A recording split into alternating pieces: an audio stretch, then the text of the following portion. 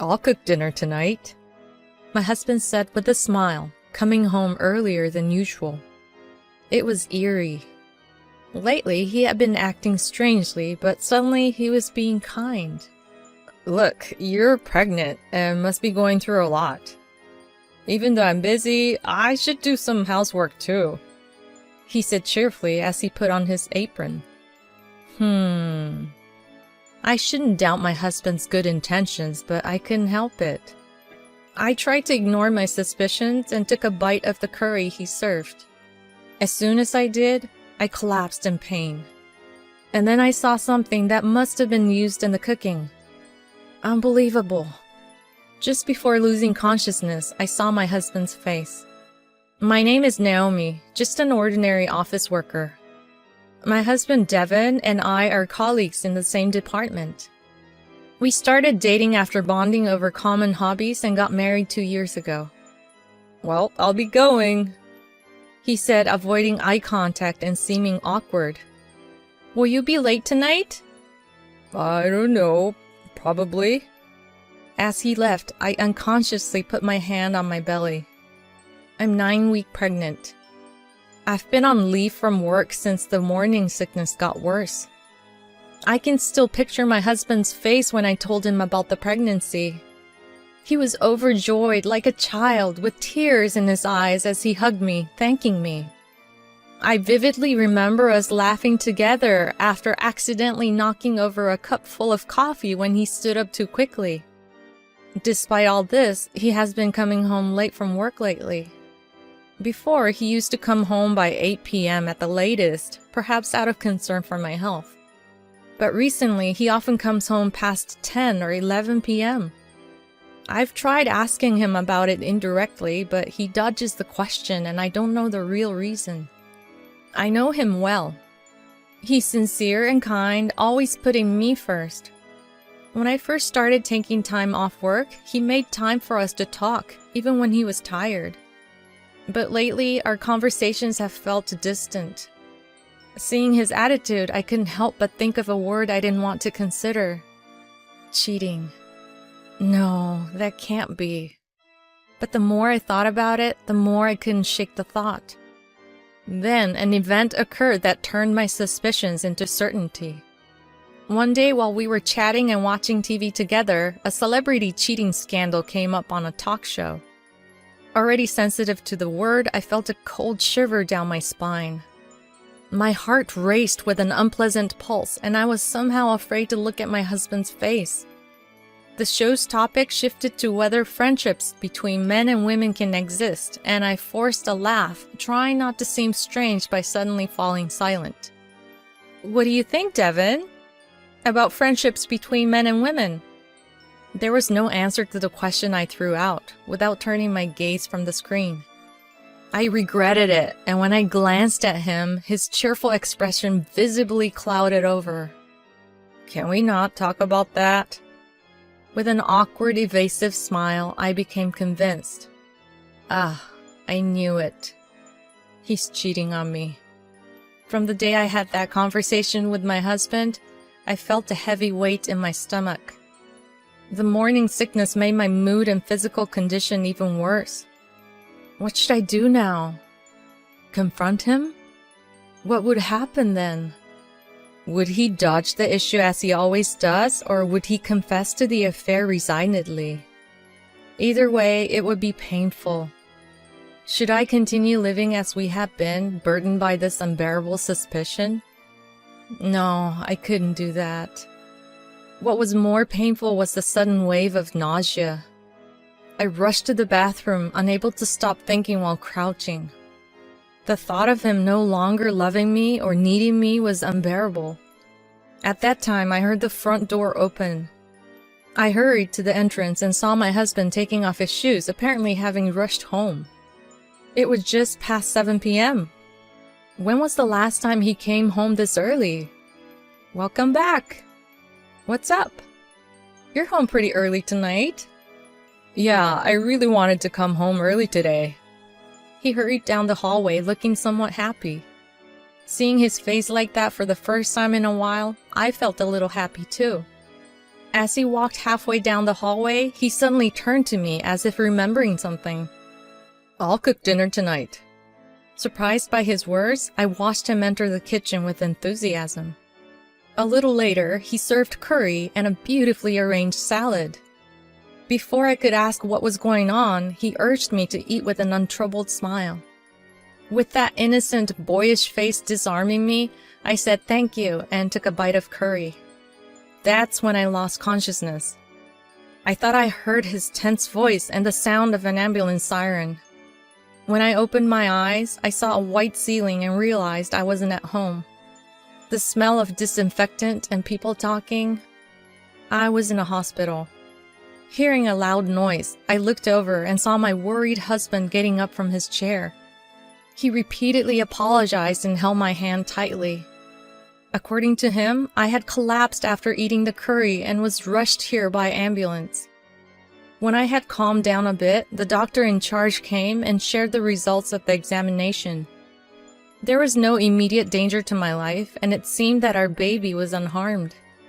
Upon hearing that the baby was safe, I felt so relieved that it was as if all the strength had left my body.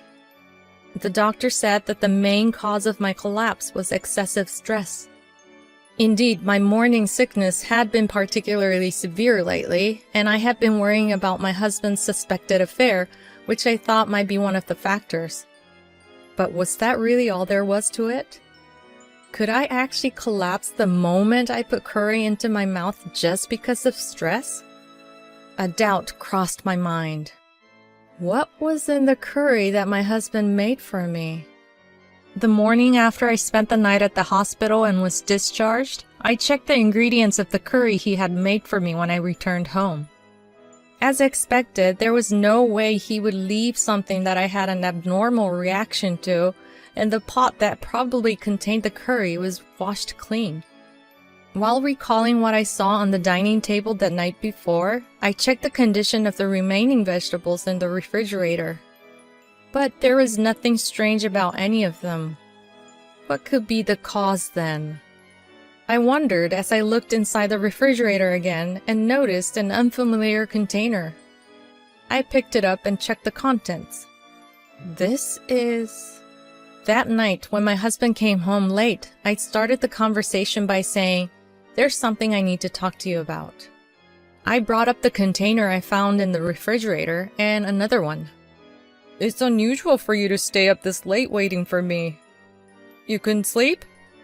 "Well, no, there's that, but..." I gripped my slightly trembling hand tightly. I hadn't been this nervous since my job interview at the company. Are you cheating on me?" I mustered up all the courage I had and spat out the source of my recent anxiety. The pathetic, trembling words faded away, and silence filled the room. The sound of the clock's hands moving seemed strangely loud. "Huh?" With a surprised look on his face, my husband let out a dumbfounded voice.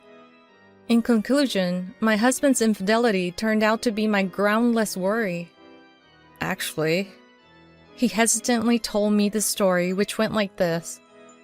Before I went on maternity leave, I had a good relationship with a female coworker named Melissa. Every day, she would ask my husband for help with work or for explanations of things she didn't understand for various reasons. That's why he couldn't go home even when he wanted to. "She's your friend, right? I can't refuse her, and it's hard for me to talk to you about it, too." So that's what was happening. Realizing that it wasn't an affair, I felt relieved from the bottom of my heart. At the same time, my dissatisfaction with Melissa began to bubble up. Since we were doing the same job, of course we would help each other out as coworkers. But it seemed unreasonable to manipulate people for one's own convenience every day and night. Moreover, it seemed strange that she had so much work to do that she had to work overtime every day. Even when I was still working with her, she had this tendency. At first, she would be relaxed, saying, "This is no big deal," but when the deadline approached, she would cry for help. Apparently, her attitude hasn't changed even now.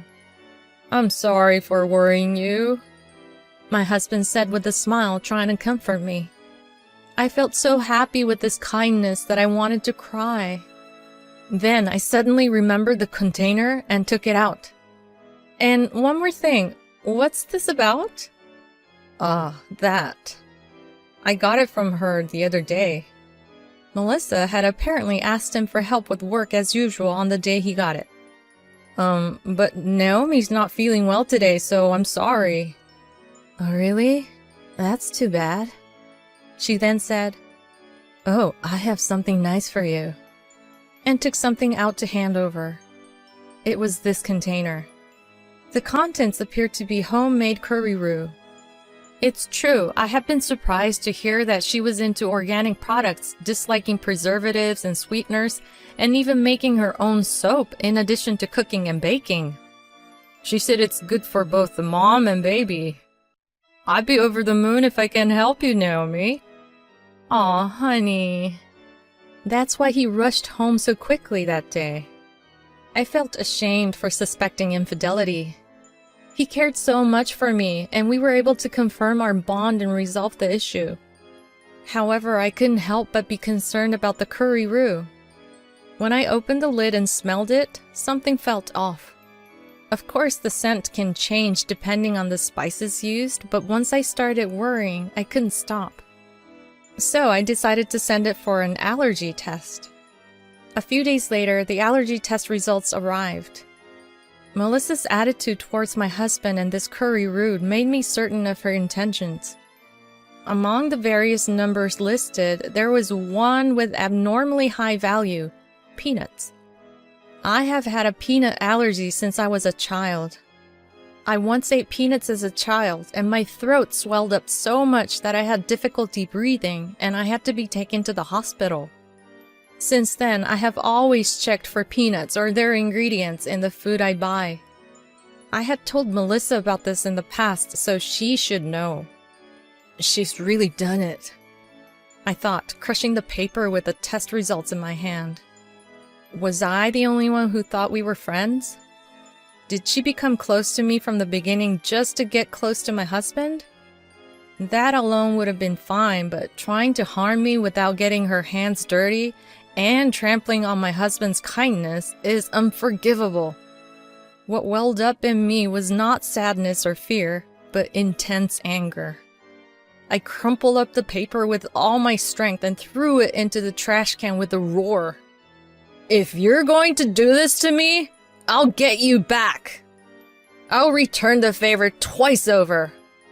A few days after that resolution, in the middle of a peaceful afternoon, a shrill intercom tone, followed by the sound of someone violently pounding on the front door, ripped through the air.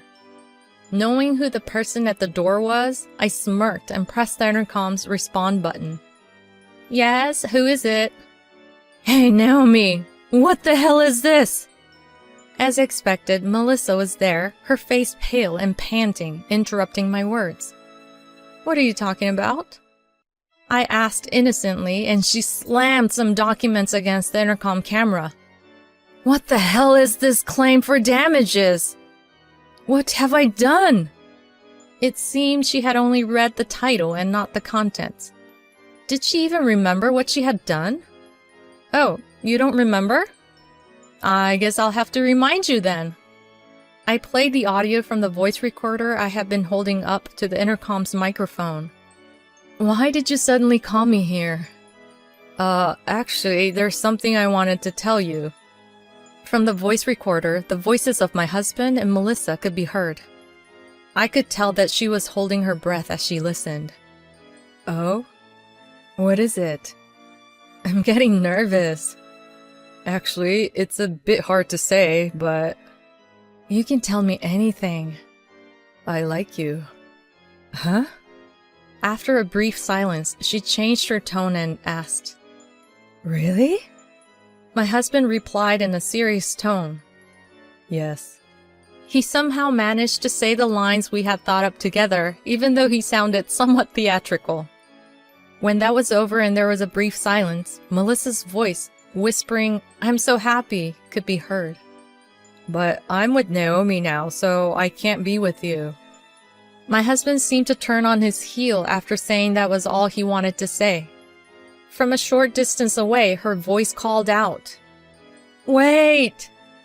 The sound of her high heels hurriedly clacking could be heard. "I have a good idea," she said. "You remember the curry roux I gave you before, right? Use that." "I don't see what you're getting at. What do you mean?" "Naomi apparently has a severe peanut allergy. I heard she had a terrible experience as a child, so if you put that in the cooking and have her eat it, it could send her to the hospital. And if things go really well..." At that moment, a shrill voice from the intercom speaker drowned out the recorded voice. With a demonic expression on her face, Melissa pounded on the door, demanding, "Open the door!" Watching her with cool eyes, I thought, what a nuisance to the neighbors. Having decided to counterattack her, I told my husband everything that had happened. He was enraged, and I told him the elaborate revenge scenario that I had devised. Then, as planned, I had my husband play a trick on Melissa, and we obtained solid evidence of what she had done.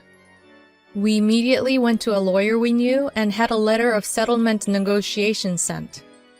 That letter arrived at her place today. Finally giving up on getting the door opened, she spat out her anger with a rough breath. "Don't you feel ashamed doing such a cowardly thing behind my back? Don't mess with me. I'm just returning the favor. You're the one who started it." "Shut up. I've always hated that part of you. You stole my Devon right out from under me. You bitch." Well, I don't care what a woman who forces such a thing on my husband says. My unyielding attitude seemed to add fuel to the fire, and her voice grew even louder.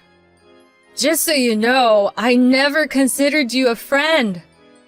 Besides, a woman like you doesn't deserve him. Your ugly face is so embarrassing to look at." Ignoring her continuous results, I calmly called the police. As the neighbors who had heard the commotion watched, Melissa was taken away by the police officers who arrived shortly after. I went to the hospital again just to be sure, and there were indeed no abnormalities found in either me or the baby. Furthermore, it turned out that my collapse was not due to an allergic reaction, but to stress. If the timing had been slightly off, I might have ended up eating that curry. If that had happened, things might have been much worse. The thought sent shivers down my spine. After that, Melissa was fired from her job. Due to the commotion she caused by coming all the way to my house, her misdeeds spread throughout the company, and she is now said to be living a lonely life surrounded by whispers of her bad reputation. As for me, I safely gave birth to a healthy baby boy and returned to work. Now my husband, our baby, and I are living happily together.